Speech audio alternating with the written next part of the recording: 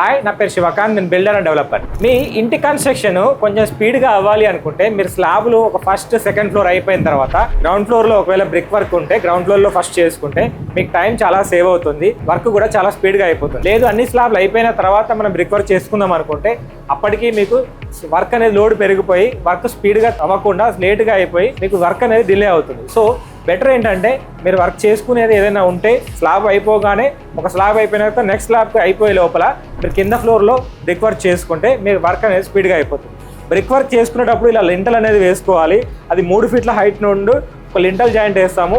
ఈ బ్రిక్ దీని మీద వెయిట్ అనేది ఆపి మనకు ఒక ఆ పైన ఉన్న వెయిట్ని కింద ఉన్న వెయిట్ని బ్యాలెన్స్ చేయడానికి ఈ లింటల్ అనేది పనిచేస్తుంది. సో నెక్స్ట్ ఏంటంటే మీరు విండోస్ ఎక్కడైతే పెట్టాలనుకుంటున్నారో ఆ ప్లేస్లో విండోస్లో ఈ బ్రిక్ వర్క్ అనేది చేయకూడదు. దానివల్ల ఏంటంటే ఈ విండోస్ సైజుని బట్టి మీకు 3x4 కావాలా, 4x4 కావాలా, 4x5 కావాలా, దాని ప్రకారం మీరు ముందే ప్లాన్ చేసుకుని ఆ ప్లేస్లో బ్రిక్ వర్క్ అనేది వదిలిపెట్టుకోవాలి. ఈ బ్రిక్ వర్క్ అయిపోయి ఒక 1 వీక్ to 10 days క్యూరింగ్ అయిన తర్వాత ఎలక్ట్రీషియన్ చేస్తాడు. ఎలక్ట్రికల్ కాంట్రాక్టర్స్ అనేది ఇందులో ప్లేస్మెంట్ చేసి మనకి ఎక్కడైతే లైట్ పాయింట్ ఫ్యాన్ పాయింట్ కావాలో ఆ ప్లేస్లో స్విచ్ బోర్డ్ కోసం పాయింట్ తీసుకొని ప్లాస్టింగ్ అనేది స్టార్ట్ చేయాలి. మీరు కూడా మీ కన్స్ట్రక్షన్ మా తరపు నుండి చేయించుకోవాలనుకుంటే నా టీమ్ని కాంటాక్ట్ అవ్వండి. మీకు కన్స్ట్రక్షన్ రిలేటెడ్ ఎలాంటి ప్లాట్లో కట్టాలనుకుంటున్నారు, ఏ ఫేసింగ్లో ప్లాట్ ఉంది, ఇవన్నీ మా టీంతో డిస్కస్ చేసి ఫైనల్గా మీరు ఎంత ఏరియా సేఫ్టీలో కట్టాలనుకుంటున్నారో చేసి చెప్పండి. మేము కూడా మీకు కన్స్ట్రక్షన్ చేసి ఇస్తాం.